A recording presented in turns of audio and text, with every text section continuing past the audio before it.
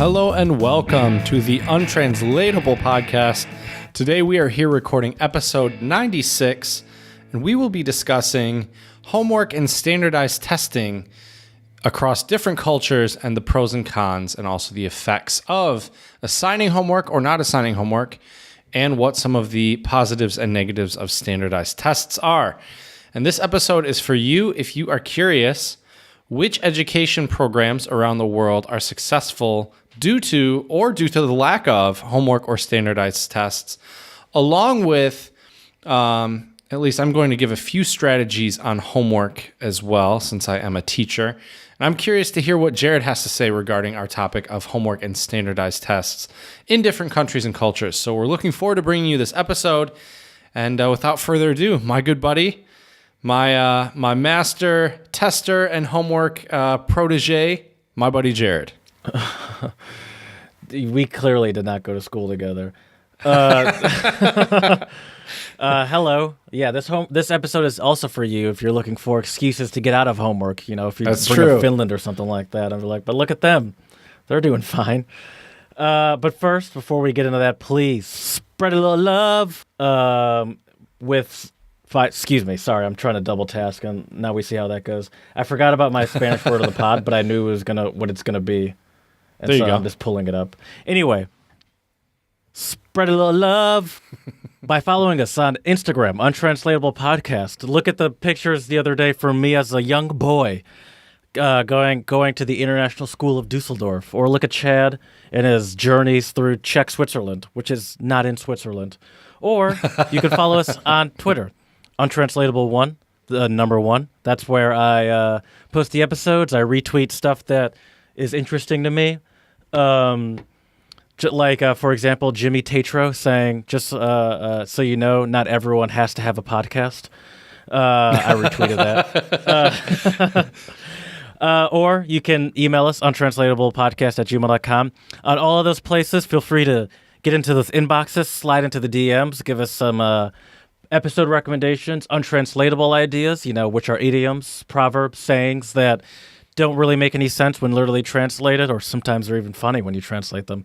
But they're deep and profound when you actually get down to what those people are trying to say. Or if you really want to spread a little love, hit us with those 5-star reviews on iTunes and Stitcher.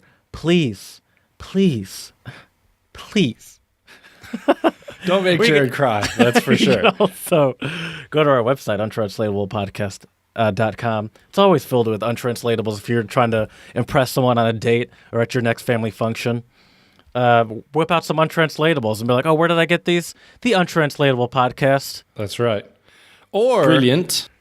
Or how dare you interrupt a new drop? Brilliant. I know, right? Or if you want to complain about the amount of homework you're getting or the next standardized test you have to take, our untranslatables are a great place to start to express all sorts of different positive and negative emotions, that's for sure. Mm-hmm, mm-hmm. And Jared, I've been thinking we're getting closer to episode 100, which boggles my mind. But, it kind of reminded me of that the thing you said about not everyone needs a podcast. But I will say this. We are here for all of you out there to kind of spread the love of travel, learning languages, learning new exciting things about different places. Check out our travel tips episodes. We have Prague and also Vienna now as well for your enjoyment. So let us know what you think about those episodes as well. And we hope they give you some good, insightful travel tips so you can maximize your time in these places. And the other reason why we started this podcast was to try to bring some sunshine in such a dark and cloudy world today. And we hope our speak for yourself, my cheesiness and Jared's very realistic pessimism, sometimes optimism, will bring some light into your day. Yeah, I think so. Speaking of some optimism, I went to a concert yesterday. No, 2 days ago. Now that I think about it. What day is it? Yeah, 2 days ago. What concert? Because you already went to we already discussed the Velvet... Red Velvet Hole. What do we even call it? Thank you. That's what they call it. So what concert did you go to? This was a little different.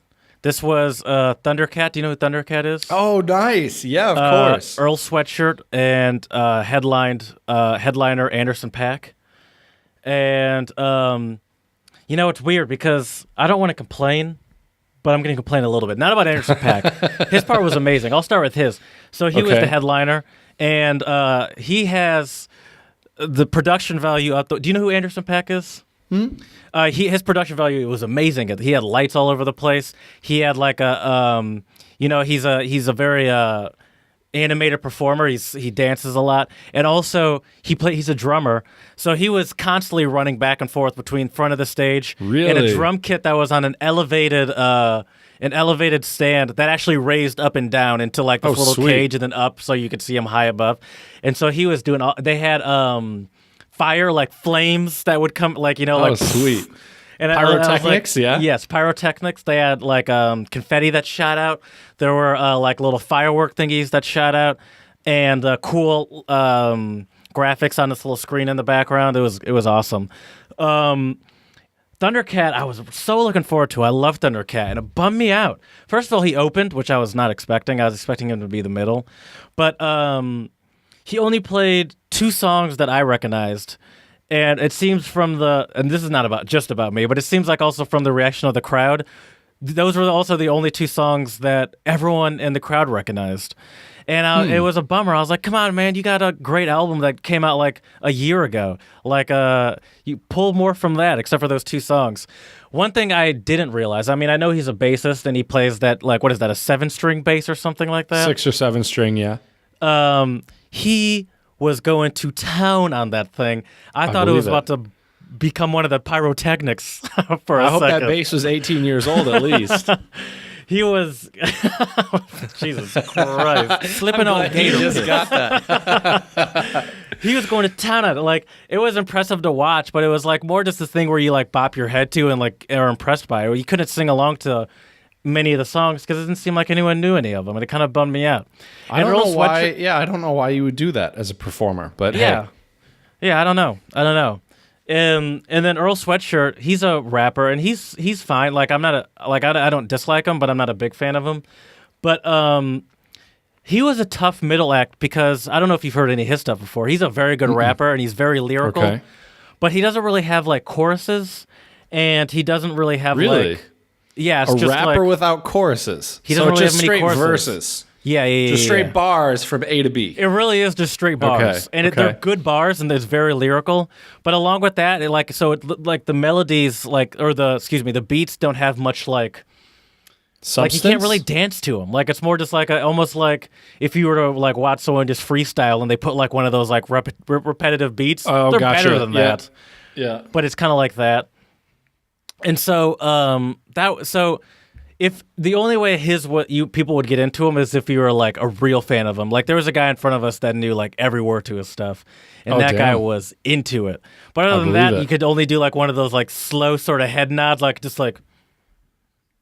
Like, it's like, oh yeah, I get it. Oh yeah, he's going to town. But it was hard for like if you're trying to like hype up the crowd as an opener, it's hard to do that.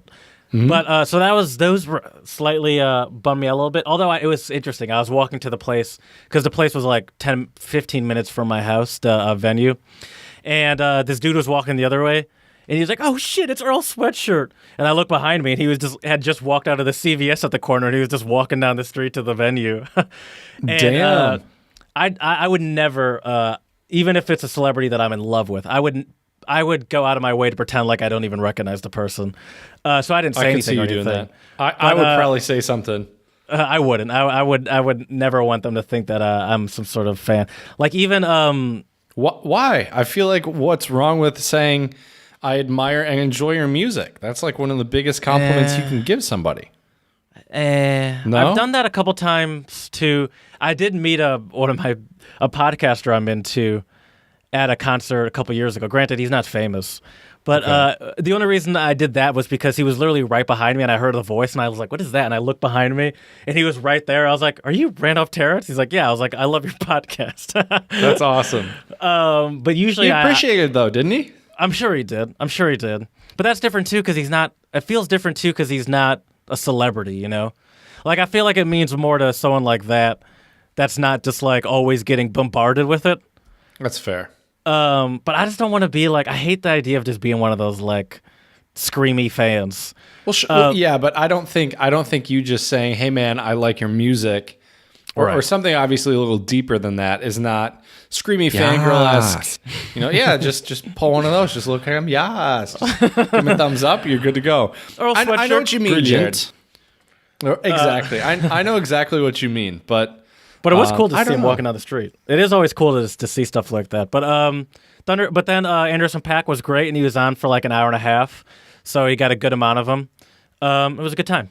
It was fun. Very different than the Red Velvet Hall. Different clientele. I could see that. And I'm in the process of I'll say it. Who cares? I'm in the process of looking for a job right now. And this was a concert filled with weed smokers around me. And I never felt like more of an old man. They'd be like, hey, get that weed smoke out of my face. Right. I'm trying to get a job here. Right. Come on, people. Get that devil's lettuce out of here. I was literally like, there were a couple of times where I held my breath as someone in front of me exhaled. I was like, you're not going to be the reason I don't get the job of my dreams, asshole. Right. Yeah. Excuse me, sir. This is not a jazz concert. Get rid of that jazz cabbage, please. Yeah, get those jazz cigarettes out of here. Oh, man, that's funny. Well, I'm glad you enjoyed the concert, though, Jared. And speaking of concerts, for the next 7 days, there will be live music every night in Chomutov. There is a festival called Otevřeno, which is Czech for open. The store is open or something like that. Mm-hmm. And so I'll be going tomorrow night and checking out the first concert. And should be a lot of fun, going with a few friends. And they're one of the bands is, it's weird. The first band is like this like pop punk group. The second band is like kind of really like upbeat, dancey kind of rap music in Czech. So it will be interesting. Czech rap music. I feel like that could work. Okay. I actually had a conversation with my students this week about the same thing. And it was really funny. I thought the class would be split. Like 50 would be like, oh yeah, Czech rap is great. Czech rap, 50 would be like, oh, it's not so great. One of my classes I asked them about, because we were talking about the states, and I explained to them I was from Michigan, which most of them already knew, but a lot of them said, oh, so you like Eminem? And I was like, well, yeah, of course. He's one of the greatest. And and then I said, what about you guys? Are there any like good Czech rappers? And I could not believe how quickly my students turned from, they literally, one of my students said, no, it's shit. For lack of a better term, he told me, he's like, no, it's shit. And I was like, well, appreciate the honesty, I guess. But yeah, I don't know. The problem with me is my Czech language skills aren't good enough to also understand the lyrics enough. And a couple people told me that's a good thing because they don't rap about anything substantial. Right. But I'm not sure. I bet you could probably find a couple rappers here that go a little bit deeper. But probably not the popular ones. You gotta be a Czech rap hipster about it. That's true. That is true. Well, Jared, nothing else is new and exciting. So how about we spread a little love? I'm with you. So my first shout out. Well, Jared, should we not? All right. My first shout out goes out to Algeria and Argentina, which are two slightly different located far away countries. From one another. Argentina, obviously, in South America, Algeria in Africa. But Algeria and Argentina are officially malaria-free, according to the World Health Organization. Damn. So big shout out to not only Algeria and Argentina, but also all of the scientists and workers who have helped make this possible. So it took 3 years. And so just for all of our listeners, so they know, in order for a country to be certified as malaria-free, it has to prove that it has stopped in-country transmission of malaria for at least 3 consecutive years. So the last cases of indigenous malaria in Algeria and Argentina were reported in 2013 and 2010. Wow, it's longer than that. So yeah. And what's interesting, though, is in Algeria, Jared, that's actually where the malaria parasite was discovered by French physician Dr. Charles Louis Alphonse Leveran in 1880. And Algeria is actually the second country in Africa to reach this milestone. Do you have any idea which other country has reached this milestone? Yes. No, but I'm going to take a guess. Okay, go for it. South Africa. Nope. Can you give me a clue? The region? Oh, dude, my geography skills of Africa are horrible. All right, what's it start with? M. Madagascar. Nope. Mauritius. Yes, very good. Okay. We'll I think that's pretend an that was your island. first guess. Off the coast of Africa. I believe so as well. And guess what year Mauritius was recognized as malaria-free? 2001. 1973. Damn. Yeah. Why are they so far ahead of everyone? Maybe it I have helps. no idea. I bet you Yeah. it helps that it's an island. I would imagine so, yeah. But yeah, and there's also now there's a vaccine that offers partial protection from malaria, which clinical trials have found that it prevented approximately 4 in 10 malaria cases. So this is great news for everybody out there, especially in Argentina and Algeria, with no cases of malaria in the last 3 years. So that's really awesome. Mm-hmm. And my next shout out, I have 3 country shout outs today. Already covered 2 of them. And my next one goes out to China. And now China is usually known or gets a very bad rep for pollution, bad air quality, not taking good care of its nature. But what's interesting is China has actually now set this plan in motion to protect 1/4 of the land, which 1/4 of China is actually a huge amount of land, which is an area almost the size of France, Spain, Turkey, Germany, and Italy combined, totaling more than 2.4 million square kilometers. And it's not like a industrialized area. It's I'm not really sure, but all I know is this is called the China Ecological Conservation Red Line, or ECRL.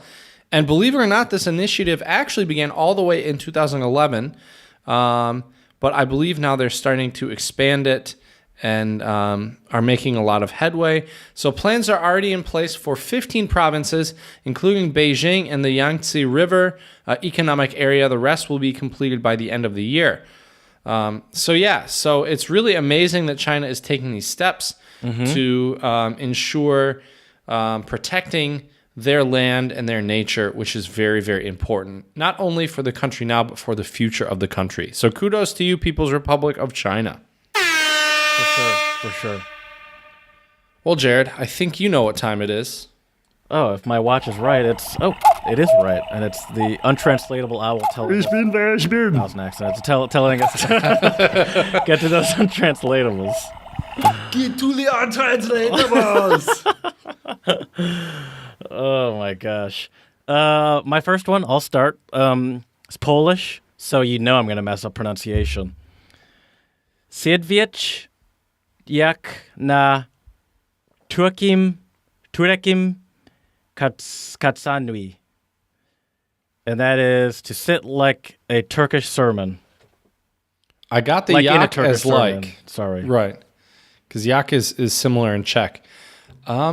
Sit like a Turkish sermon. Like in a Turkish sermon. Like in a Turkish sermon. I don't know how they sit in a Turkish sermon. Doesn't really matter. Doesn't matter. Can you give me a clue? I have no idea even where to begin with this one. I think, well, when you first moved to... Well, let me change the... our last episode was about my experience living in Germany and going to international school. Mm-hmm. And for my first couple weeks in Germany, maybe months, I would say, I would, go live my life in the city, and wherever I went, it felt like I was sitting in a Turkish sermon.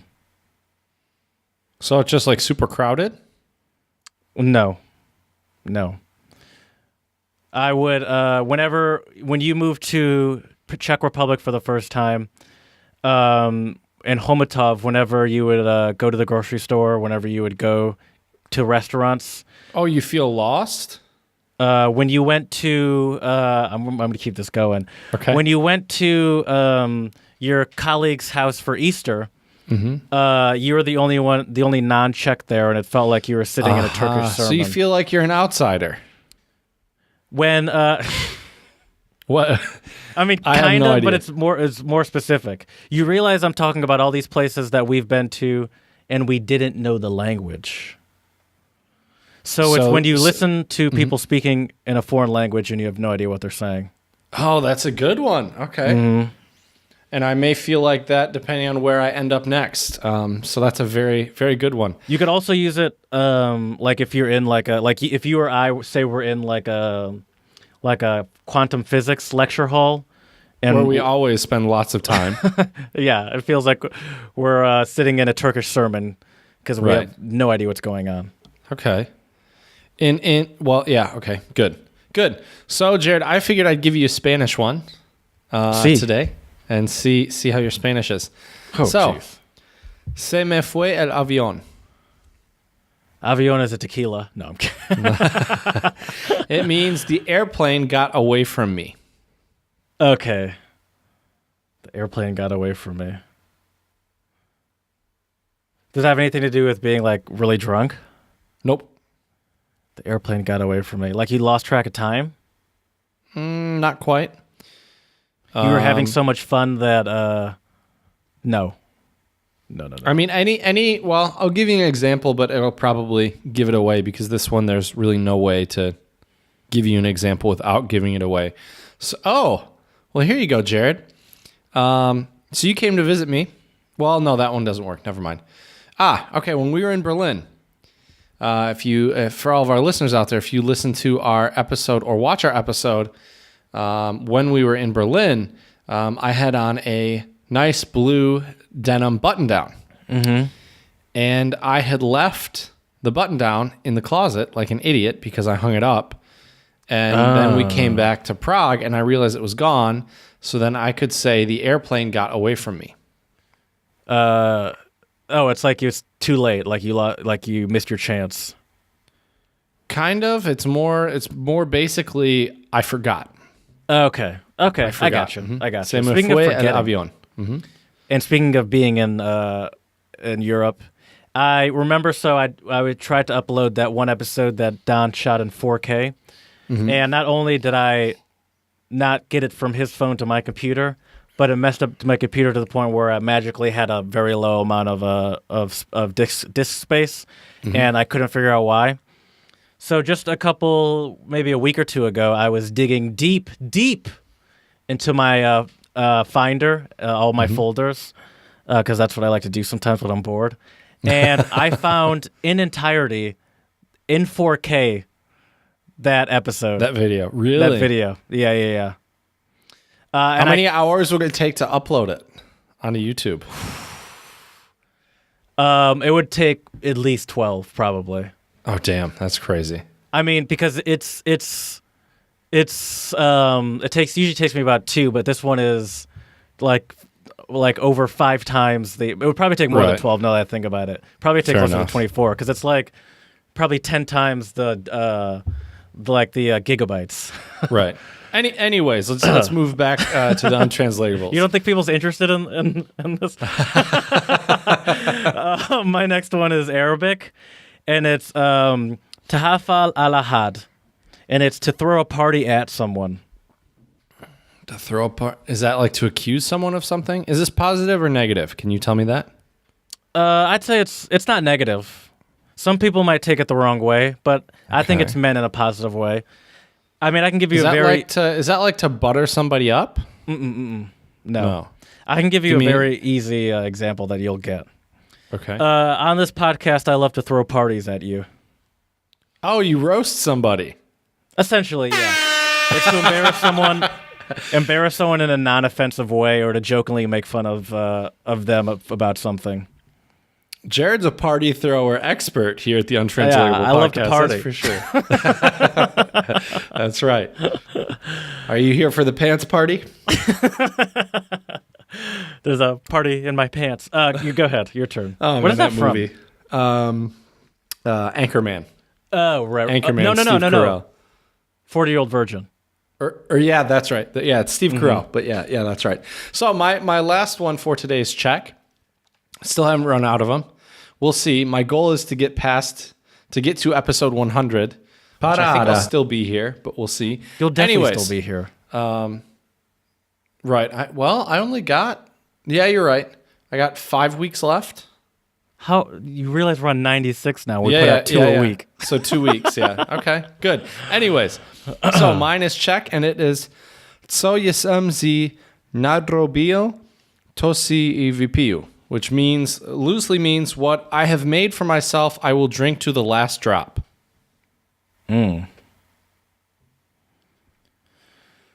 What I've made for myself, I will drink to the last drop.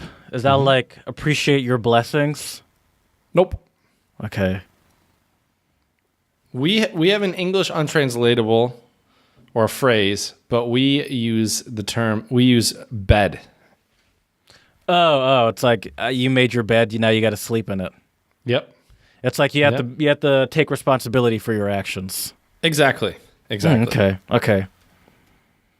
So there you go. So that's all I've got for untranslatables. I'll go one more. Why not? Okay. I have a Hungarian once, which once again means it'll be pronounced wrong. Not like I'm some sort of Arabic aficionado. I don't know. But it is Kurdamudre eg Giertia. I don't even know like where to begin on like the pronunciation of Hungarian. Yeah, I have no idea. I haven't heard it enough to even have an idea of what it should be sounding like. You mean you're not doing your 30-minute Hungarian lessons from YouTube every day? That's next after I master Spanish in a few weeks. There you go. The candle is burning on your nail. So it's like time is of the essence? Very good. All right. Yes. All right. It's you're putting something off until the very last minute. But yeah, time is of the essence because you put it off until the very last minute. Right. Interesting. Okay. Well, Jared, let's move on and let's discuss homework and standardized tests in different countries. I guess first, I would like to explain what both these terms mean because I don't know if everyone has the same idea. Probably they do understand what homework is, but some of our listeners out there who maybe have not had to take a ton of standardized tests may not be aware of what it is and what it means. So homework is obviously just some type of task or assignment you do that has been assigned by your teacher, and you do it at home, bring it into class the next day or whatever.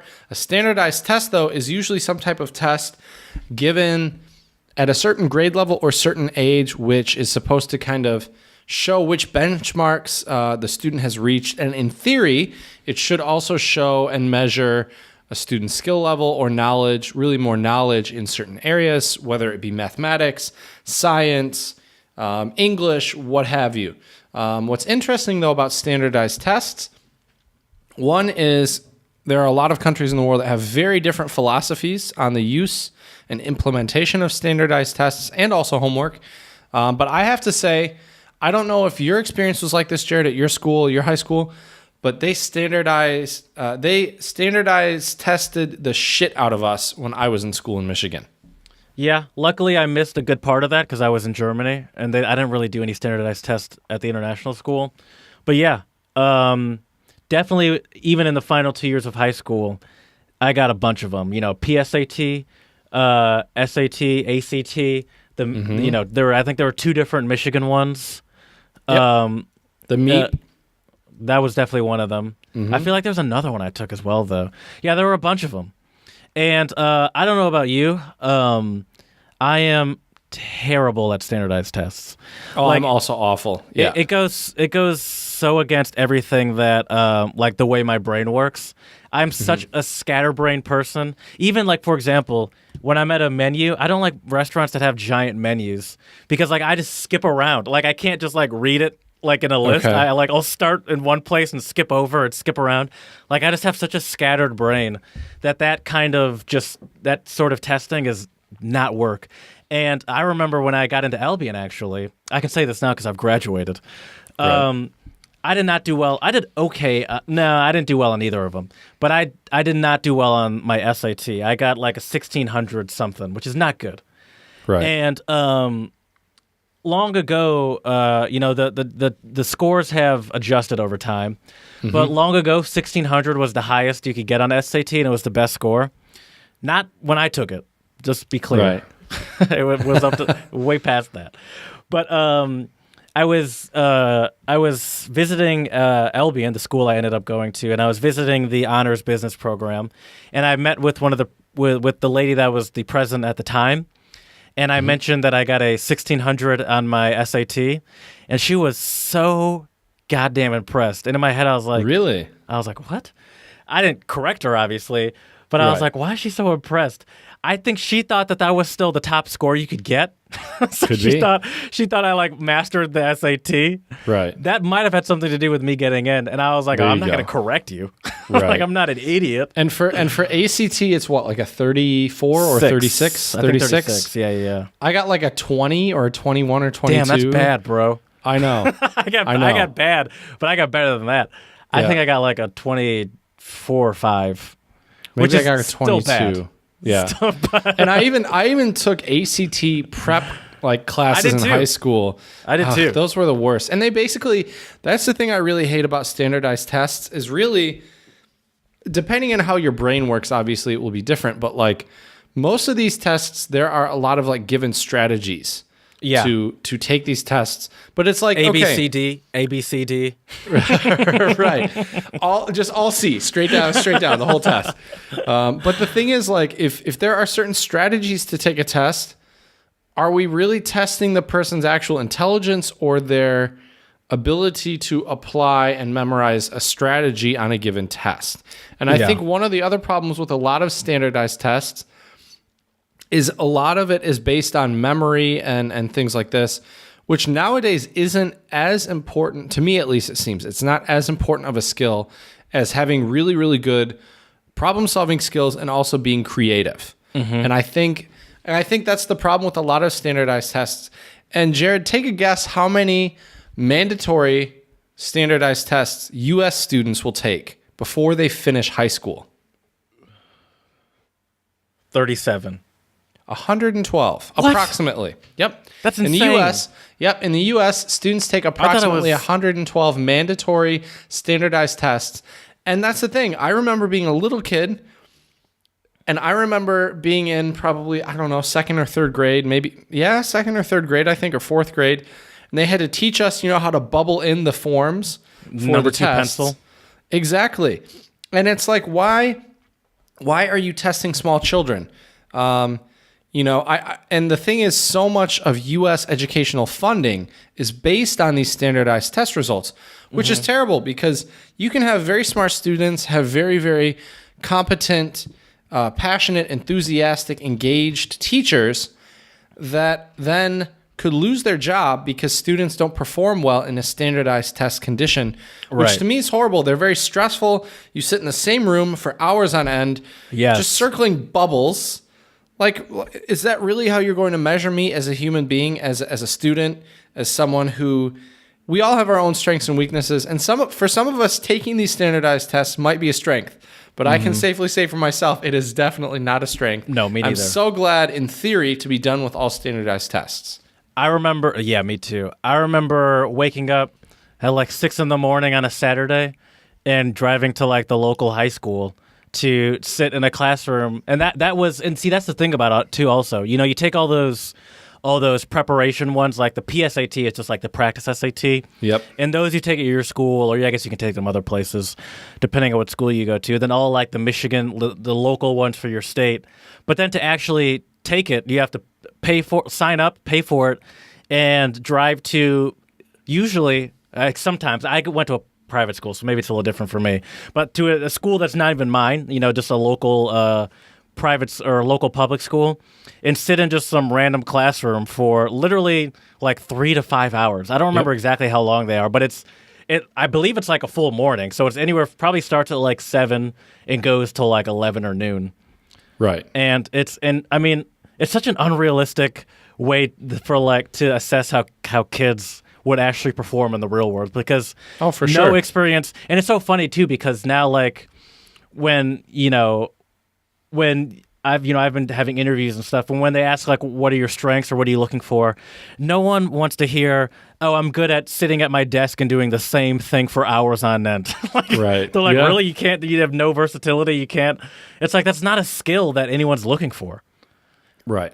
And what's crazy, though, speaking of time, Jared, in the U.S. at least, which I think is a good place for us to start because we both have some experience with it. I obviously have a bit more than you, but what's crazy is in the U.S., approximately students will waste, well, depending, obviously it's very clear right now where my stance is, where I stand on standardized testing.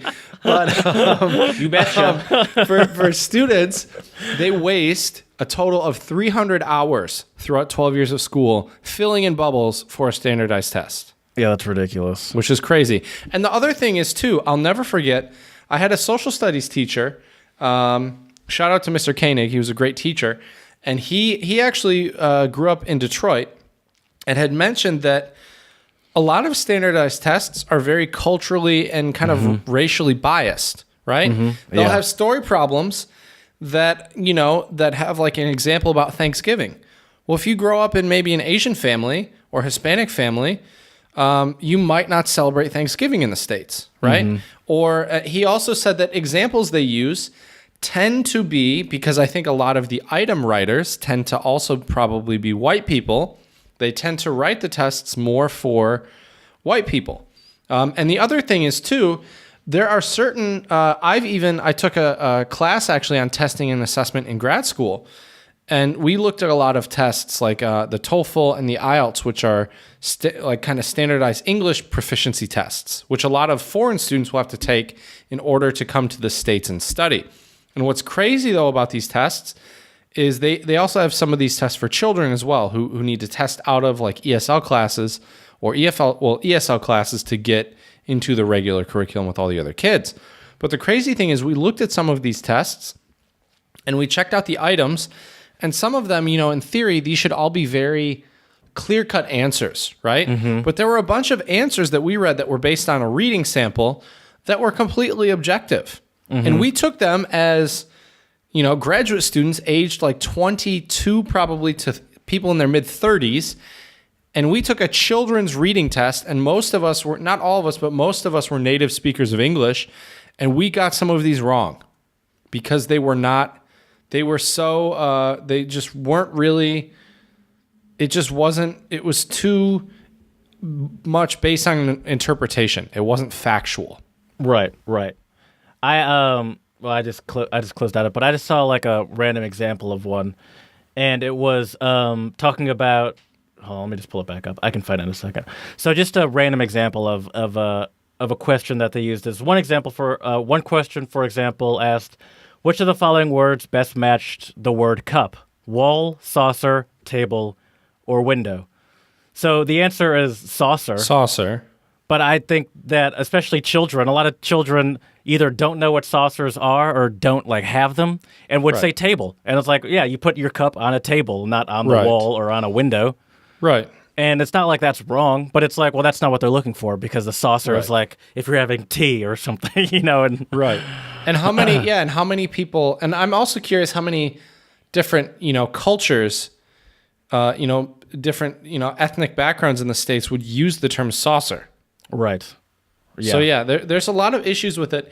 And I think, but I want to just talk about, some of the good, the bad, and the ugly of standardized tests. We've mentioned some of these. I'm trying really hard to also bring some pros.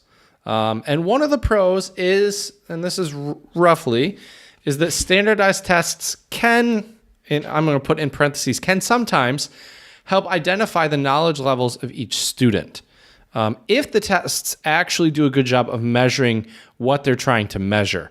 And so this is why a lot of schools and states in the U.S. use standardized tests to try to measure the knowledge, right?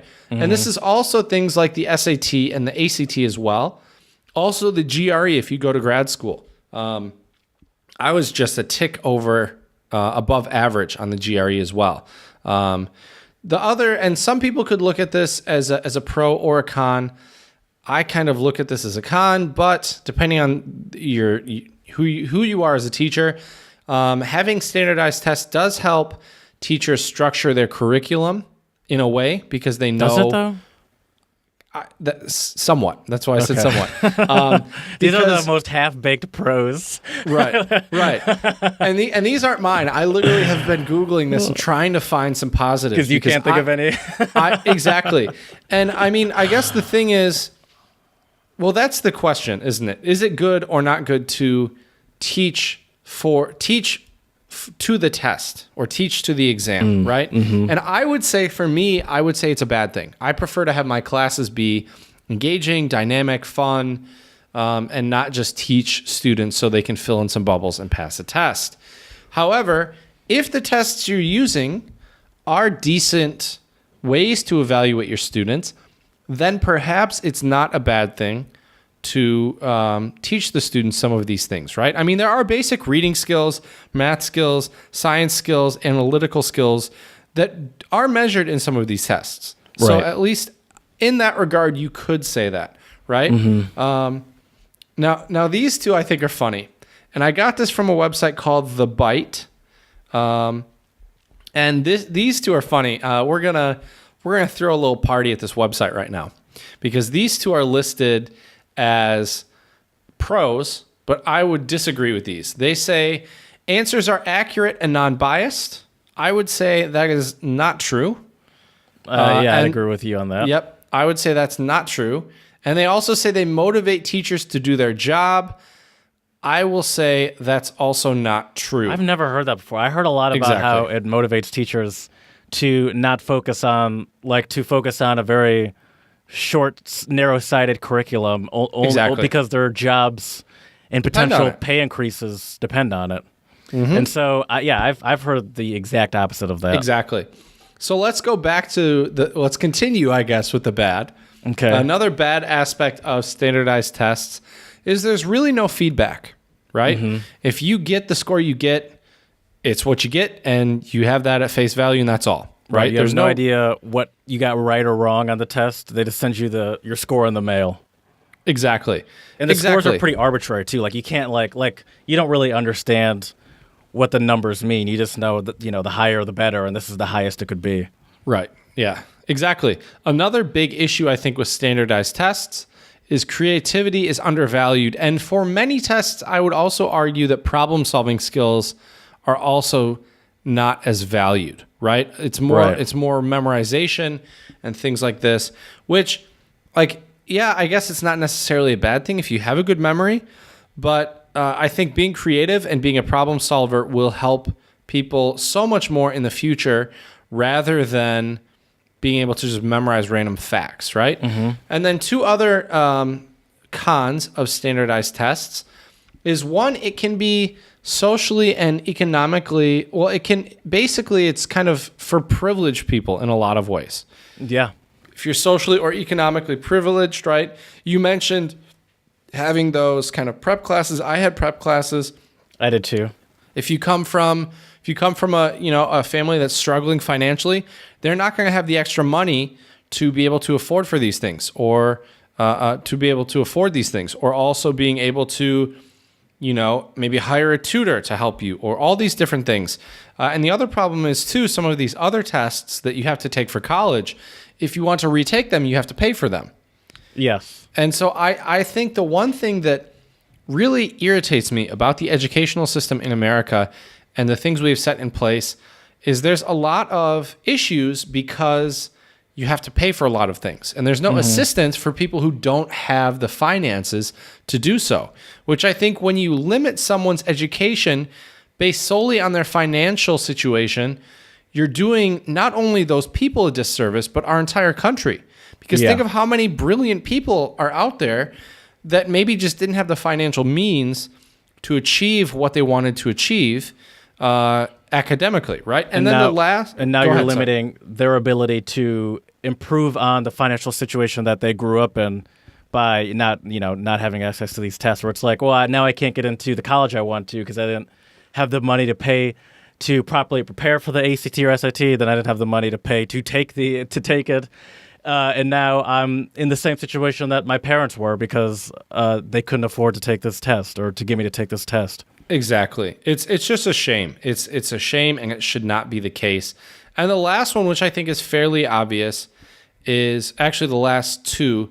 One, these scenarios are stressful. And yes, I get it. Life is stressful. It's good to understand how to concentrate and deal with these stressful situations. But I mean, look, why are we forcing small children to do these stressful tests? That's what I don't get. I think there are other ways you could measure you could assess them without, having them sit in a room for 2 hours or 3 hours or 4 hours filling in a bubble, right? And the other thing is too, with standardized tests, it shapes the curriculum in a way that maybe isn't necessarily the most beneficial for students' futures, and also it can discourage personal interests as well, right? Because maybe I'm super into, I don't know, woodworking or art. Well, there's no standardized test, or podcasting, exactly. And You betcha. there's no test out there where you can really measure your podcasting abilities or your art abilities or woodworking abilities. And so, I think in some ways it would be better to give these students more opportunities to explore extracurricular activities and services and things like this than making them sit in a room all day long and filling in bubbles. But no one appreciates, at least here in the U.S., a creativity is not an appreciated thing, and it's such an undervalued thing, and it's everything is just I feel like pushed to. The reason standardized tests make sense to me is because it is a lot of our culture is just pushing people to have not dead end jobs, but like cubicle jobs that they don't really care about, and it's just like. Mm-hmm. This is, you have your life outside of work, but just show up and do this job for 9 hours and then go have your life, instead of your job and your life being things that you enjoy equally or in different ways, or are both kind of part of one. Like if you're a woodworker for a profession, that's your hobby, but you also use it to make money. Right. Exactly. Now, I guess one other pro, though, about standardized testing is teachers can somewhat evaluate the students' strengths and weaknesses if the test is an accurate representation of the students themselves, which can be difficult because, like we mentioned, we're both terrible standardized test takers. Mm-hmm. But I think it can identify strengths and weaknesses of students. And this can also help school, if the tests are taken seriously. There's a lot of if clauses here, so I apologize for that. But that's the problem with these testing conditions, is they're not all perfect. And things like this. But it can also help administrators of schools determine which subjects may need more attention, things like this. That makes sense. Yeah. So I will say that is one caveat of standardized tests that I will actually say is a plus. So, I'll give you that. That one I'm on board with. We found one. Right. Do you want to talk about homework? Let's get into that in a moment. First, I want to stick with standardized tests, and I want to discuss with you some countries. So as we've mentioned, the U.S., we do tons and tons of standardized tests, but I have 10 examples of countries that has different types of standardized testing. So in the UK, students don't take 112, but they take roughly around a dozen. And they start at the age of 16. Almost every child in England will take approximately 15 to 20 substantial examinations. These exams are required to continue on in school. The last 2 years of school, students will also take A-levels if they want to continue on to university or have the opportunity to pursue diplomas. And what I find interesting is the standardized tests we use in the States for college, ACT and SAT, are a little bit different than other standardized tests in Europe, especially. I know in Germany, they take what they call the Abitur. Matura is what it's called in Austria, and Maturita here in the Czech Republic. And these standardized tests, basically, if you don't have those, you can't go on to university, right? Whereas in the States, I guess in theory, there are probably some ways you could get into some universities without taking the ACT or SAT.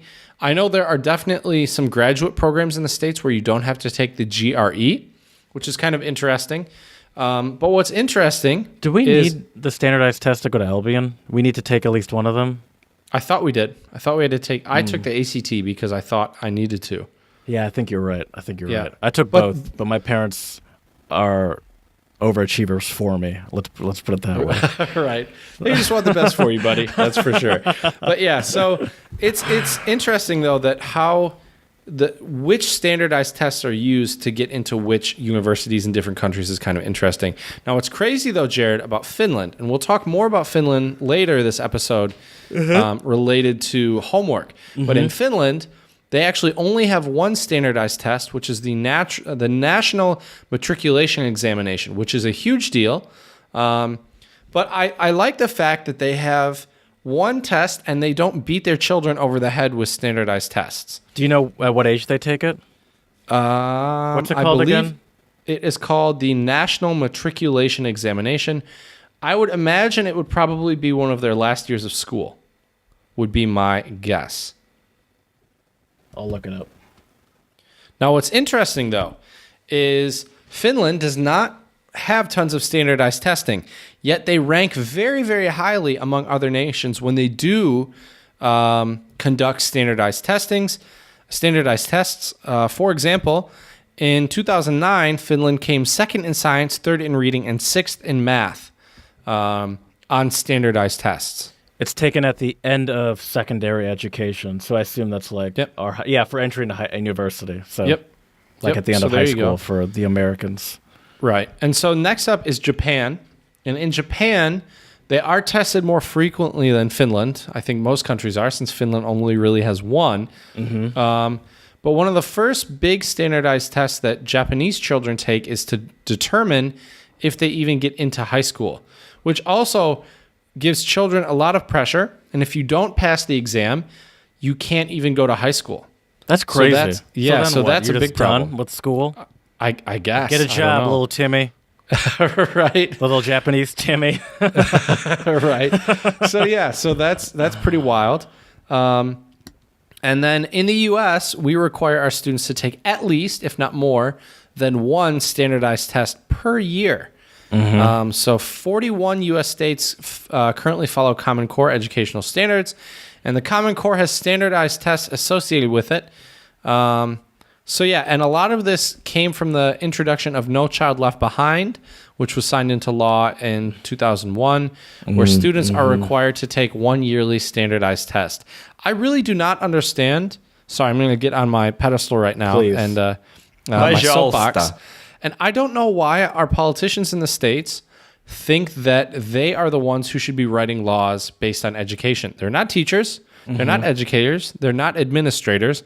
I really don't get why our government thinks that they have the know-how to decide what's best for our students when I guarantee you most of these politicians have never set foot in a classroom as a teacher. Yeah, especially George Bush, who is a full-fledged idiot. Right. And then in China, moving on, one test kind of means everything, which is the test getting into college. So it's a college entrance exam. And believe it or not, China is home to the mother of all standardized tests, the Gaokao, or the higher examination, which, as I mentioned, is a college entrance exam, which is high pressure. And guess how long the test takes, Jared? 3 days. It's 12 hours long. Okay. Features sections on Chinese, English, math, and a choice of either sciences, so biology, chemistry, or physics, or humanities, geography, history, or politics. It's multiple choice and taken over 2 days. Upon completion, students are given their 3-digit score, which determines which college they'll get into and even their earning potential. Because this test is so high stakes, there's a lot of fanfare. Construction is halted in towns and ambulances wait on standby. Students who score highly are praised publicly. I kid you not. They still think this is a good thing? Like, we know we're going to have to use these ambulances for someone. No. They have them. Well, yeah, exactly. I thought they meant by that having ambulances on standby means that they're there, but they also don't. Yeah, never mind. Okay. Interesting. I mean, standby means they're not definitely using them, but the fact that they think they're going to have to for a damn test seems ridiculous. Right. Yeah. What's pretty crazy in Brazil, they also have a standardized test program with so it's actually a new exam called the ENEM, and it's a standardized college entrance exam. But the problem with Brazil is that there's been some scandal that there have been accusations of stolen copies on the exam, and they've had some issues with very, very low test scores.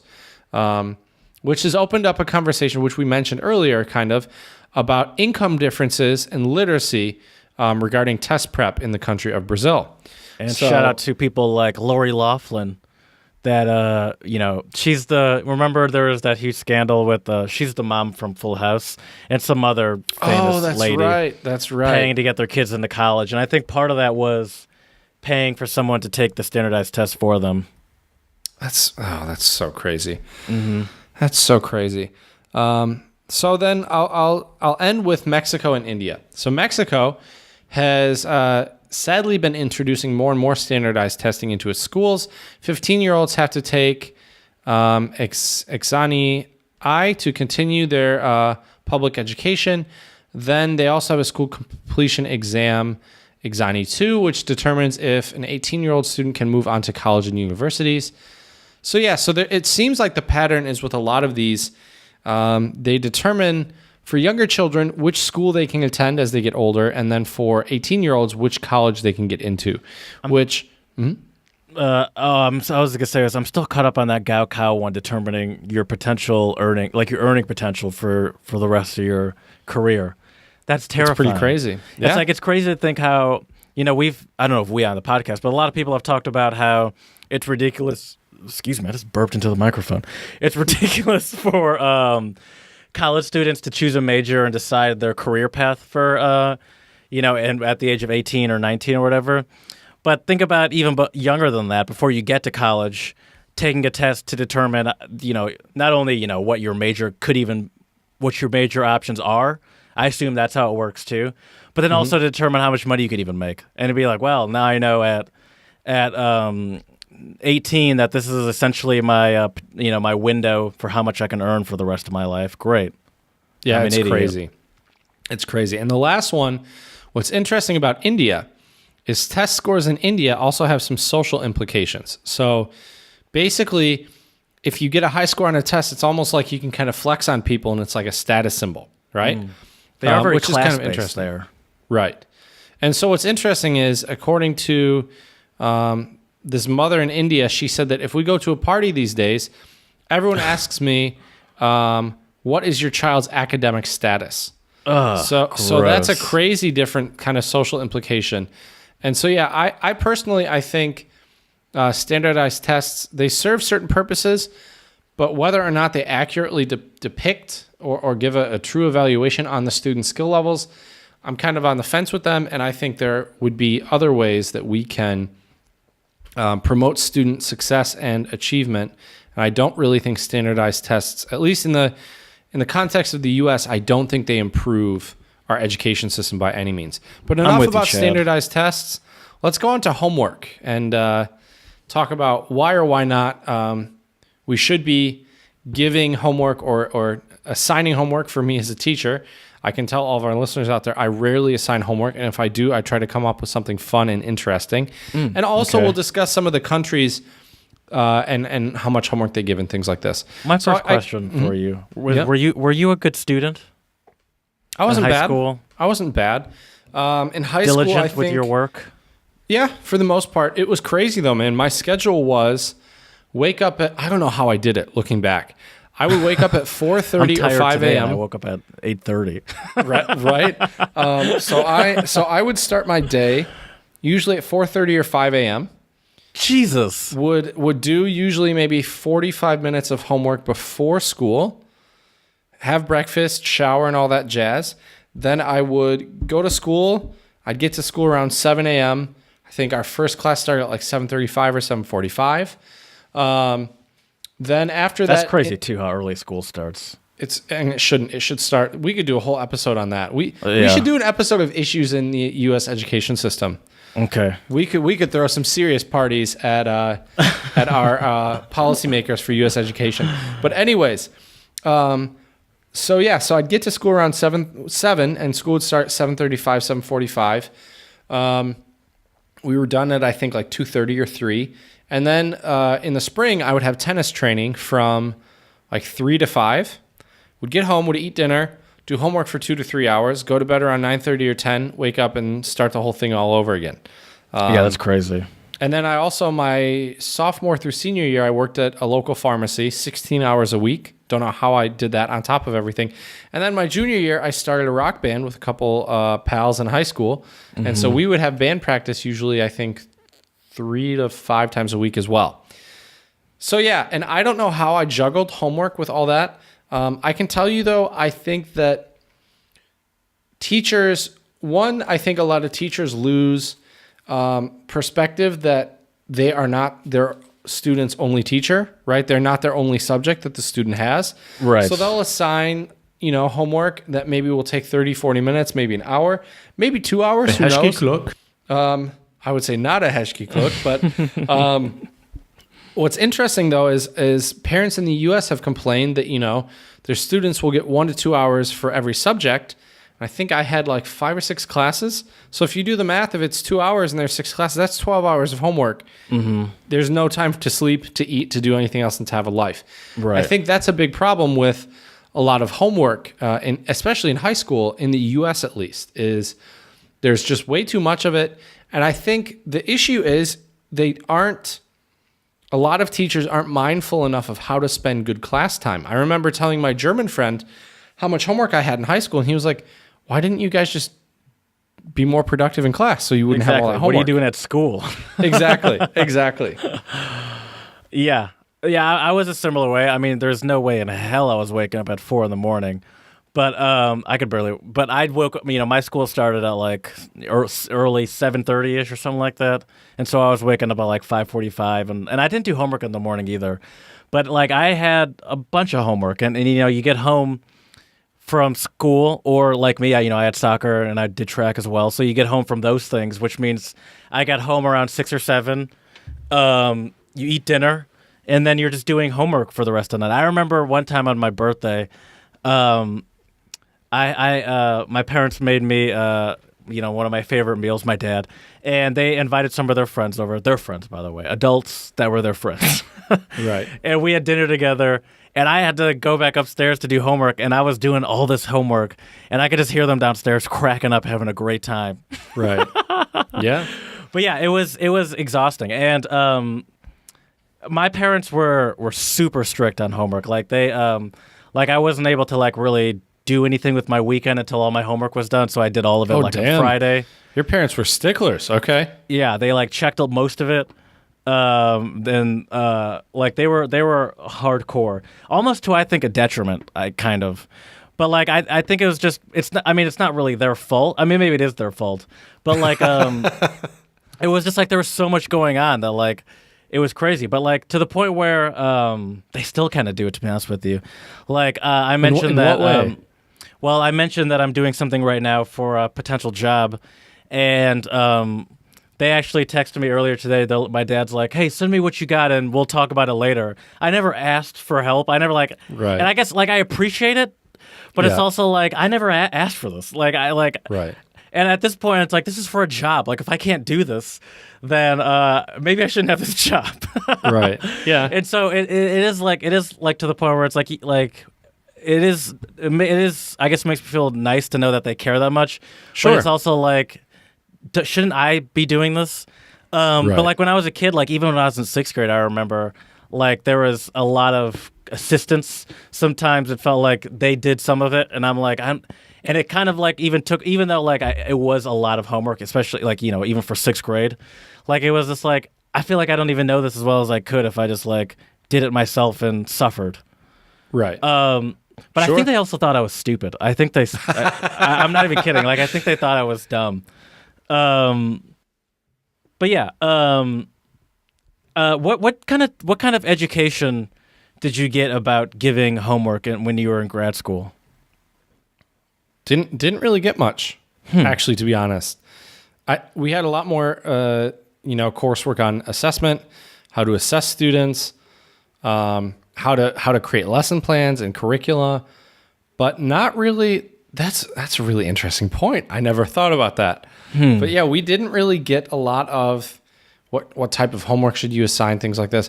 And I wonder if it's because, in theory, after going to graduate school, you've been in school for, 16 to 18 years. Pains me to say that, but You've been in school long enough, I guess, to have an idea of what to assign, what type of homework there is out there, because you've done it yourself. You've gone through it. But yeah, we never really, and that's why for me, I always try to think of what skills are my students getting out of this homework. I don't assign homework that's busy work, and I hated teachers with the Like entire worksheets or and stuff like that. yeah, with the entire essence of my being when they would assign busy work. Yeah. Right? It's like, why don't you just, give us 5 minutes in class or 10 minutes and have us do it, And it's one thing if there's a task in class and you don't have time or something, and you have to finish it up at home. That usually doesn't take that long. But anyways. It's usually completely different assignments you're getting for home than you're Right. getting at school. Right. And now I can give you some examples of homework I've assigned students for English and for German. So I was teaching a beginning level speaking and listening class. And one of the first German? lessons I taught them, English, speaking and listening class. And I had given the students, we had discussed small talk in our lesson. And because we were in Michigan and people are normally fairly friendly, and we were on MSU's campus, which is also a very welcoming place, you can talk to just about anybody. I would have failed this assignment, I can already tell. Right. And so I told my students, I gave them a few days, and I said, I want you to try to make small talk with someone. Then afterwards, reflect upon what you discussed, reflect upon the experience, because I'm a firm believer that we learn from our experiences. But an important piece of learning from our experiences is reflection upon them. Because if you just do something and you don't think about it afterwards, there's a lot of insight you could lose, right? And so Jared clearly doesn't believe me. No. When I was in Michigan, about a month before I moved here to Philadelphia, I started taking therapy or going to therapy. And that was one of the assignments, literally the exact same thing she gave me, was to strike up conversation with someone and reflect on it. Like, it literally almost, as I'm listening to this, it sounds like you guys planned this together. We're homies. We did. We did. But yeah, and so I would have them do stuff like that. I would have them watch YouTube videos or listen to a song, and then we would usually the homework I give is it's kind of like a content-based. There's knowledge or vocab I want you to learn before our next lesson so we can discuss it and use it, right? But once again, this goes into the practice part. I don't give them a grammar, fill in the blanks with these words. We're not going to do that. That's a waste of their time. It's a waste of my time to have to grade it. I don't want to give them those kinds of assignments. I feel like that's really what it is. Do you think that I understand where you're coming from, but do you think you're at an unfair advantage because you're a language teacher and, say, not a science or math teacher? Of course. Well, the difference is with science and math, and maybe not so much math, but science or social studies, you have to do a lot of reading, right? Whereas you're right, I am at a slight advantage or have a different type of privilege because I'm a language teacher. Now, I have given a lot of homework, though, that has been listening homework, where, once again, watch this video, listen to this thing, and then, fill out this worksheet. But that's more of I want to make sure they understand the main points, or I want them to focus on something, right? Focus on pronunciation or word stress, which word stress in English is very difficult. And so those types of things, but I try not to give like just a basic fill in the blank or something like this. I try to really make sure that my students are getting something out of the homework. Whereas you're right, if it's a science class or history class or math class, you would probably be practicing whatever formula or problems you learned in class, whether it's like the Pythagorean theorem or something like this. Science would probably be reading about, I don't know, like photosynthesis or whatever. I'm just pulling this straight out of thin air here. But yeah, you're right. But I think there are a lot of countries that show us that you can utilize class time to do these things and not give students a ton of homework. But before we get into that, we talked about the pros and cons of standardized tests.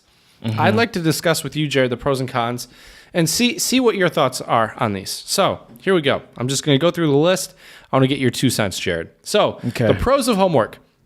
It encourages the discipline of practice and independent study. Agree or disagree? I'll agree with that. Okay. I would too. I think it helps that both of both of us grew up with parents that also made sure we did our homework.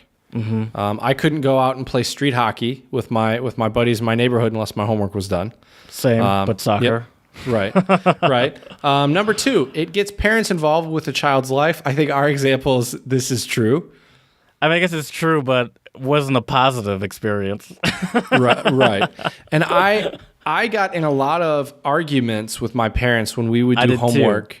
Yeah. That was the worst. That's what I'm saying. Like, they were very involved, but I don't have fond memories of that involvement. Right. Me either.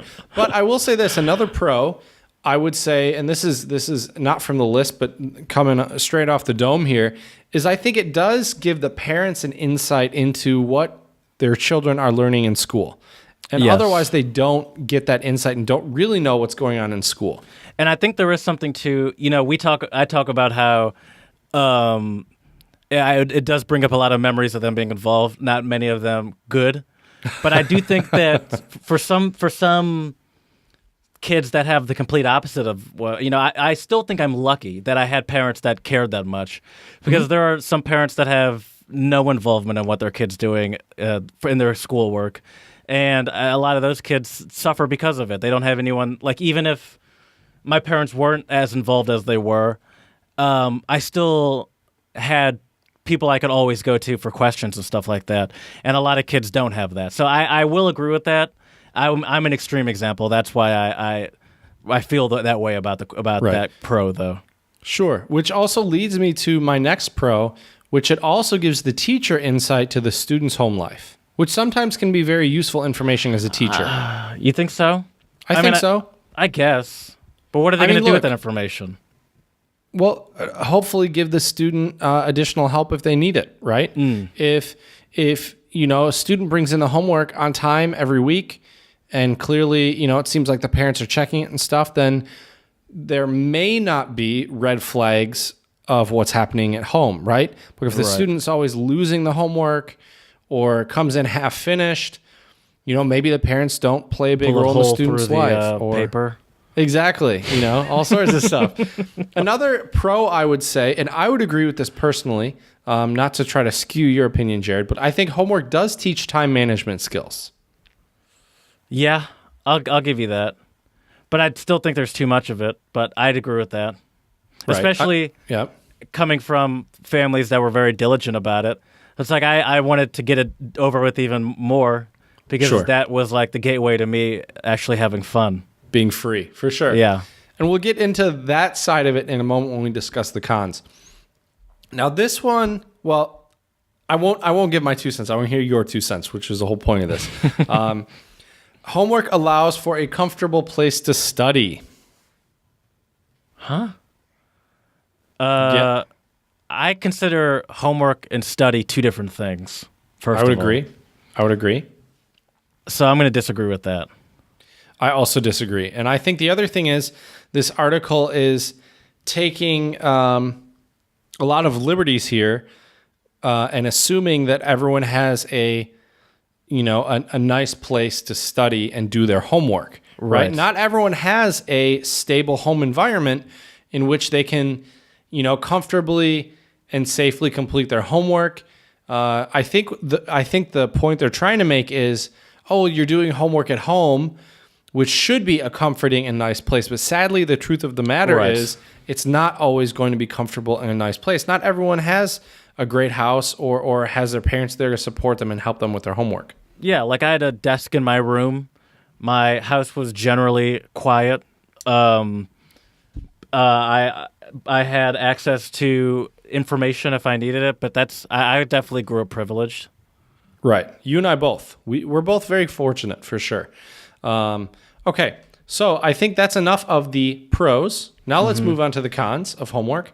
One, which I think is very clear from what we've already discussed, it takes away leisure time and family time. Mm-hmm. Yeah, you go home and then you go straight to your room for hours. Right, just to do homework, which isn't great. Now, granted, some kids, if they didn't have homework, they might still go into their room and be alone for hours. That's true. But at least that would give them time maybe to pursue their passions. their hobbies. You know, I used to come home and play guitar for a while, which was always great. The other con of homework is it's not always effective academically, and I would also say time-wise. I think sometimes you can waste a lot of time doing homework, and it doesn't really teach you much.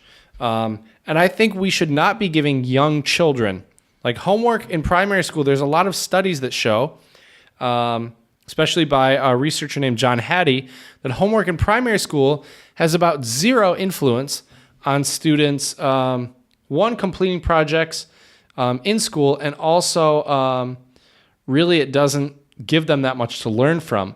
I don't it's better in secondary schools. Excuse me. I don't remember getting a lot of homework until middle school. So 6th grade is when I really start remembering, and it came in hot and fast. Yeah, too. it did. There wasn't much homework up until then, and then at 6th grade, middle school, it was just like full throttle in all my classes. Oh, for sure. It was awful. The other con as well, is homework can cause a lot of unnecessary stress and burnout from school. Yeah. Yeah, I mean, listen to you. You woke up early to do homework. Yep, and I can tell you, man, going to give you and the listener some insight into my high school life. I was taking AP classes, trying to get ready for college and everything. And, well, that's not the bad thing. There were nights when I would get home from tennis, be exhausted. Obviously, when you wake up at 4 or 5 a.m. and then you go to school and go to tennis and everything, I would be exhausted. I'd get home, I'd eat my dinner, and I'd start my homework, and I would break down and be in tears.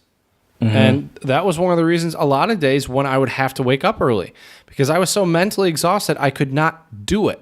And so I would be on the verge of tears or legit just sobbing, because it's like, and I thought that this homework was so important. I had to complete it. I had to get these good grades. If I don't do this homework, it will ruin my future. You know, and in hindsight now, I know it wasn't as important as I thought it was, but I would get super, super stressed about it to the point where, you know, it caused me a lot of problems. And so that's why I would usually wake up early. And that was probably junior year. Senior year, since I had already been through the whole rigmarole of everything, I just knew, all right, it's 9 p.m. I'm exhausted. I'm just going to get up early and do it. And I have to say, some of my best work in high school was when I got up early and finished my homework, because I woke up fresh. I've had many experiences falling asleep at my desk at home doing homework, just like, because you just do it for hours. Just, you know, you're just sitting at a desk all night, and I've definitely fallen asleep at home at my desk trying to do homework. Exactly. Another con of homework is, you know, there's a lot that shows that children benefit, right? Well, Jared, we're done with school, so no homework for us. We apologize to all of our student listeners right now, especially if you're listening to this while you're doing homework. That would be really ironic. But another thing is, you know, children benefit from playing and experimenting and doing things. And when you have hours and hours of homework every night, you can't get outside, you can't play, you can't practice your instrument or do whatever your hobbies or passions are, which I think is a big problem. And another thing, kind of piggybacking on that, is a lot of homework every week also encourages a sedentary lifestyle, meaning you don't get up, you don't exercise. That explains a lot right now. Right? No kidding. And like we mentioned as well, another con is not every home is a beneficial learning environment. I had a buddy of mine, I won't say his name, but I had a buddy of mine, his parents went through a divorce in high school, and I remember him telling me, like, came to school, and he was like, hey man, like, I need help with this homework. And I'm like, couldn't you finish it at your dad's? And he was like, no. And then I realized his dad's house, it was a nice house and everything, but it was just not the right environment to learn in. Like, his dad was always kind of distracting him, and because they had joint custody, obviously his dad wanted to spend time with him when he could. And when you're sitting at a desk doing homework for hours, as we've also already mentioned, you lose that family time. So it can be very, very difficult. Going back and forth between homes. Right. And especially in the U.S., like, more than half of the relationships are ending in divorce these days. So right. And the other, I guess a couple other things, my last two cons, I would say, is, school is already basically a full-time job for kids. I mean, the amount of time that they spend in school, why are you giving them a lot of, especially, like I said, a lot of this busy work, right? So it's really asking a lot for children, and it can be a really difficult thing and put a lot of stress and pressure on students. And my last con that I will give is, unless you have a really creative teacher, I would say homework in a lot of ways discourages creative endeavors, right? Yeah, for sure. I mean, it's most homework that I remember getting had nothing to do with creativity. It was just like answer these very specific questions and fill in the blank or something like that. Even like the literature-based classes where you're reading, a lot of the assignments, unless it's some sort of writing assignment, were like giving an answer to a very specific plot point, which you could either usually find by skimming the book and like finding those words, and or Spark Notes, which was every child's. I don't know if Spark Notes is still hot these days, but it was a game changer, I assume, for you. But I know for me sure. and most students in high school, back when we were in high school, Spark Notes was a game changer. Oh, for sure. And the other thing, which now will lead us to the different countries, is extra time in school and also extra time doing homework does not necessarily equate to better grades or being a better student or being more intelligent. So let's move on and talk about countries. So Jared, I've got a list here of countries that spend the most time doing homework. I want you to guess. I'll just have you guess the top 5. So which country do you think is number one? I know what number 1 is. What is it? It's China, but Shanghai specifically, I believe. Okay. Do you know how much homework time per week they give students in China? I remember. I have a list on my notes, but when you said you were going to quiz me, I closed out of it. Right. So I know it's in the teens. 13.8, almost 14 hours per week. That's crazy. In China of doing homework. Now, interestingly, China is one of those weird outliers where there's kind of usually a level to which you do homework and it's beneficial. But China is one of those weird anomalies where they assign all this homework and actually it does lead to improved student success, which I find very fascinating because most other places you see actually a drop in productivity and students' improvement in academic subjects when you assign a certain number of homework. So, Jared, which country do you think is number 2? I would say I think we established it's not Japan, because that would be my guess. It's not Japan. Because they're pretty low on the standardized test part. I don't know. Let me just take a guess. Yep. Russia. Very good. Oh, all right. Hey, there we go. You sure your notes are thrown away? Yeah, so Russia is number 2 with 9.7 hours per week. Number 3? Poland. Singapore is number 3. Okay. With 9.4. Number 4?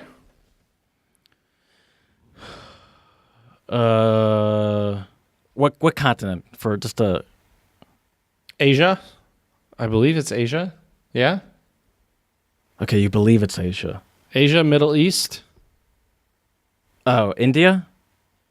Kazakhstan. Okay. Kazakhstan is number 4 with 8.8 hours. And 5, finally, we have a European nation, number 5. European nation. It's not Russia. Nope. Russia's Europe, right? Eurasia. But that's not a continent. What continent does it technically belong to? Asia. Okay. I think. I would say Eurasia, but is it England? Italy. Italy, really? Italy, yeah. That's hard to believe. No offense. Right? 8.7 hours. So then now where do you think the U.S. ranks? It's got to be like 6 or 7. No, we're actually 15. Oh, wow. On the 15th spot with 6.1 hours. I spent more than that a week, for sure. Oh, me too. But this is the average, right? So China's 1, Russia's 2, Singapore is 3, Kazakhstan's 4, Italy is 5, Ireland with 7.3 hours per week is 6, Romania is 7.3, Estonia, number 8, 6.9, Lithuania, 6.7, Poland is number 10, 6.6, Spain is 11, 6.5. A lot of these from. Oh, 1 second. Sorry, I'm getting a FaceTime call from my mom. Let me just decline this real quick. Sorry about that, everybody. Okay, so I'll message her later. Sorry, Mom. Okay, so next up, so we have Spain. Basically, spot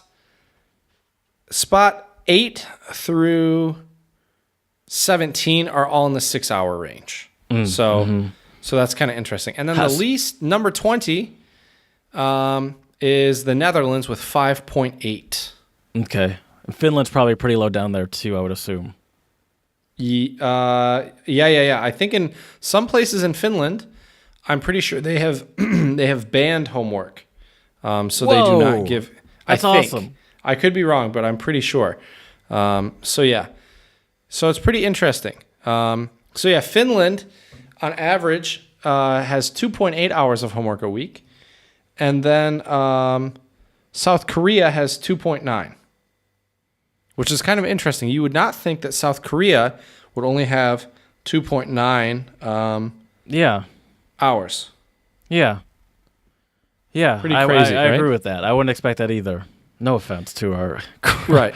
What's interesting, though, is South Korea actually ranks as the best education system, even though students do an average of only 2.9 hours of homework per week. And Russia ranks at number 13, despite the students having a crazy amount of homework, around 9.7 or 9.8 hours per week. So it just goes to show you that I don't think there's a positive correlation between the hours of homework and the academic achievements of your students. That seems pretty clear. Yeah, that doesn't... maybe it helps, maybe it hurts, but there's no direct correlation between homework and a good education. Right. I bet you that I would wonder, but also make the hypothesis that some of those countries with low levels of homework that still have a high education system, I bet you the teachers have a much higher standard of living as teachers than, say, the United States, for example. Right. Yeah, I would completely agree. Because I feel like that could potentially have a bigger influence on the education system and like the quality of it over all overall the homework and testing. Right. Yeah, and I think in the States we just give way too much. Even though we're not that high up on the list, right? I still think it's too much. And yeah, it seems like Finland is doing a lot of things right. They had a lot of education reforms, I believe, in the mid to late 90s, I think. And yeah, what's interesting though is so Finland right here, they say rather than overloading their children with work when they are home, Finnish parents trust that teachers will give the children all the education they need while they are at school. Weird. I know, right? It's like they go to school for a reason. Idea. I know, right? And yeah, so South Korea, I think it's also similar. And I think the correlation I see with Finland and South Korea, it seems like there's a lot of trust in the system and in the teachers. Yeah, which I don't think we have in the States. No, but I think that, as I mentioned a second ago, comes down to they're probably better equipped than American teachers tend to be. Yeah, very true. Very, very true. So it's kind of fascinating. And I hope that all of you out there, if you are a teacher or ideally a policymaker, maybe you shouldn't be giving so much homework. I think a lot of students would benefit from it. Listen up, teachers. Take note. That's right. Stand down and teach in the classroom like you're supposed to. Exactly. Put the bonbons down and teach a goddamn class every now and again. Anyways, I think that's enough preaching from you and I. I think let's go into something a little bit more positive, which is our song of the pod this week. Which, Jared, do you know how to pronounce the name of the song? Is it... I'm trying to remember. Oh, yeah, I do. Chayovna. Very good. Very good. You deserve a Hesky Kluk for that one. A Hesky Kluk. That was it? Chayovna? Chayovna. And Chayovna, okay. Chai means tea. And Chayovna means tea house. Ah, okay. Which are very, very popular here in the Czech Republic. I really enjoy tea houses. They have a kind of a cool vibe. And so this song is by Blue Effect. But I believe the guy who actually wrote it, his name is, let me look it up. Radim Hladik, how you say Blue Effect? Hladek. No. Radim Hladek is actually the one who wrote the song. Oh, is that the name you're looking for? That was the name I was looking for. Good work, Jared. So, Jared, give our listeners a little taste of what the song Chayovna is like. So it's a vibe. It's a vibe. It's electronic. There's no lyrics, but it's very chill. It's not like I think you mean instrumental because it's not electronic. Right, that's true. It's not. Yeah, that's why I wanted to clarify when I said electronic. It's not like techno. Right. It's very chill, and it's pretty repetitive in the melody. Like the melody is pretty not short, but it's like a small portion that's pretty repeated. I would say. Would you agree with that? Of course. Okay. Is the melody. Beautiful. Mm-hmm. But it's good. I like it. You know, it's funny. When you first sent it to me, I didn't realize that there weren't going to be words. So like I was just waiting for the words to come in, and I was like, "Damn, it's been 2 minutes, so there's still no words." But right. I liked it. It's definitely, I could picture this being played in a Chayovna for sure, because it's non-intrusive. You can kind of bob your head to it, but you'd also, it could also fade into the background. Mm-hmm. And it's also great if you're studying or doing homework, I would say. Because sometimes when I do homework or assignments, like even though I love podcasts, it's hard for me to listen to podcasts because there's too much information going into my head. And It's even sometimes hard to listen to certain music, especially as someone that likes like a lot of hip hop and stuff like that. Like there's still too many words coming into my head when I'm trying to read or when I'm trying to problem solve something. Oh, definitely. So something like this would be great. I have to say, sorry to interrupt, Jared. I have to say that the thing that I love about this song, Chayovna by Blue Effect, is that it modulates. So yes, the melody is very basic, very repetitive, but it's going all over the place in terms of the chords behind it, which is really cool. Mm-hmm. Yeah, I would agree with that. And if you're a fan of... how'd you find this one? I'm always interested to know how you found it. So I have to give a shout out to my good friend and fellow guitar player, and I actually got done jamming with him earlier today, my buddy Peter. Peter is the one who initially showed me this. I had heard of Blue Effect before, but I had never heard Chayovna. And I have to say, as a guitar player, and if you like music with guitar in it, this is the song for you. There's a lot of great guitar in there, really beautiful melodies, interesting kind of counterpart points, and things like this. And it's just for lack of a better term, it's a tasty jam. I did not realize. I just Googled Blue Effect. I didn't realize how old they were. They've been around since 1968. Yep. Because at first it said origin Czechoslovakia. I was like, what? And I was like, 1968. I guess that makes sense. That was Czechoslovakia, exactly. So check out Chayovna by Blue Effect on our Twitter, Untranslatable1. You betcha. And our YouTube channel, Untranslatable Podcast. You betcha. Let us know what you think about it. I think, like you said, Jared, it is a great song to study to, or just if you're chilling out. It's absolutely fantastic. Mm-hmm. So, Jared, I think you already know my Czech word of the pod, but I think it's worth saying here, and that is maturita, which is interesting because right now, as we record, we are finishing up the first full week here of maturita testing at my school. How long does the test take? The process? Well, so they have different parts, and it takes the whole process is 2 weeks, but it's not the whole day. It's a few hours every day. Right. Okay. They have an oral listening, they have a written Czech didactic test, a written English test. What's didactic? Sorry. Good question. You got me on that one, buddy. It's like I think it's just a test where you're supposed to show certain skills, but I could be wrong. Oh, intended to teach, particularly in having moral instruction as an ulterior motive. So it's like you're driving down the street and you're about to run over an old lady or an ice cream cone. Which so do I think you it's choose? like in this case, I would say it's probably like it's like an argumentative essay or a persuasive essay. Okay. Something along those lines. Then they have a Czech literature where it's oral. Then they have their practical tests. So if you study electrical engineering, there's a special test. If you study programming, there's a special test. All this stuff. Right. So maturita is my word, which is the name of the standardized test here in the Czech Republic. Now, what I've learned, which is fascinating, is not all colleges really look at your marks on the maturita. So basically, if you pass it, it doesn't really... Now, this isn't all colleges, but some colleges or universities here, as long as you pass it, that's all they require. Other ones, I guess, that are a little bit more competitive may look into your grades, what you actually got. Interesting. So they're like, yeah, we want you to do it, but we don't really care. Right. I have a Spanish word.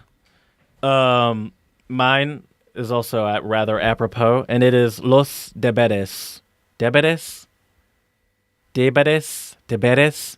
Deberes. Is there an accent mark on there anywhere? No. I don't know. Deberes? I don't know. Deberes. I'll ask Sydney when she gets here. Yeah.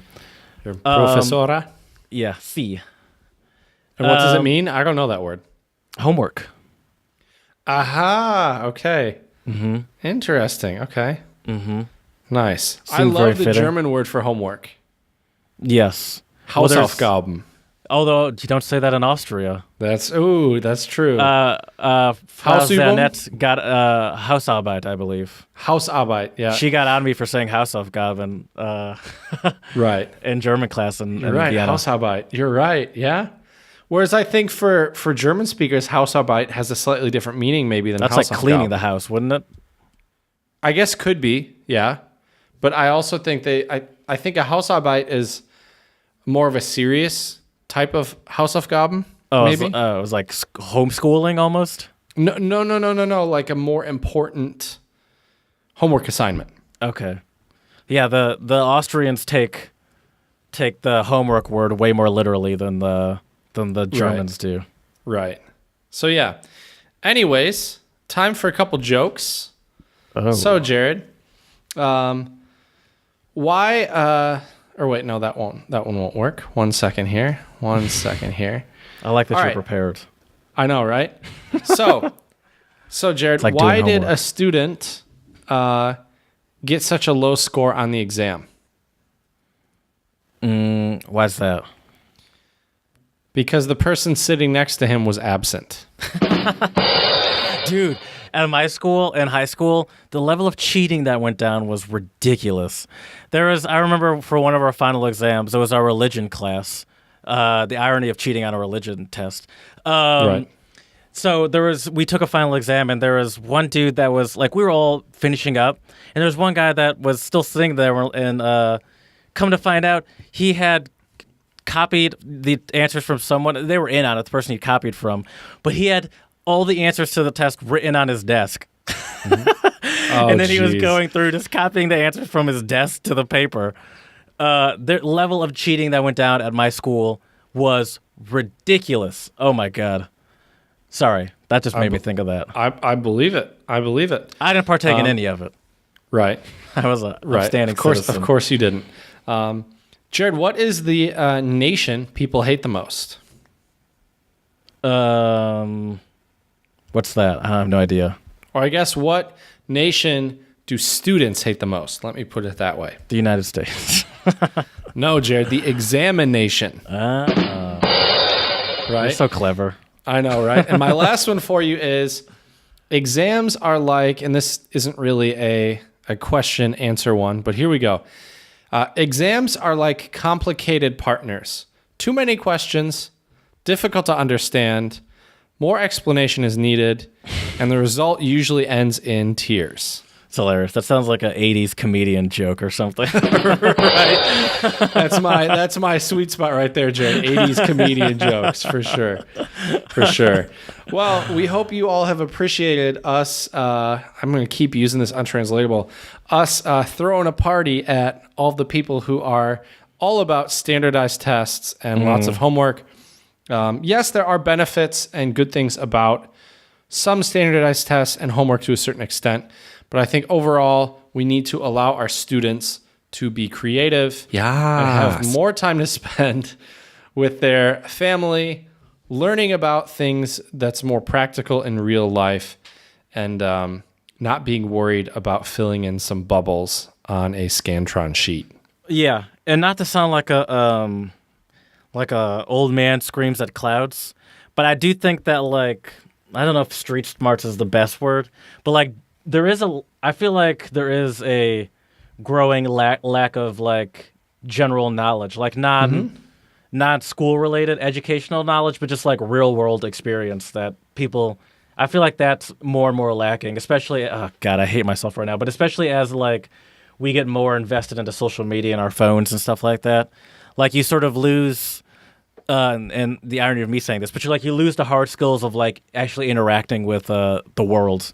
Yeah, and I think would agree. That's something that is just as important as all those tests and homeworks and stuff we have to do. Absolutely. I think if there's one quick, easy quote I could give to all of our listeners out there, you are more than your test results and your grades on your homework assignment. Do not let that limit your creativity, your drive, and your passion for whatever it may be. You betcha. Yeah, that's good. I like that.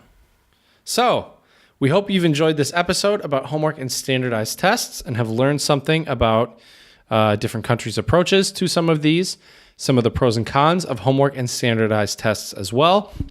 Let us know your experiences and thoughts on homework and standardized tests in your home country and your own personal experiences about it at untranslatablepodcast@gmail.com.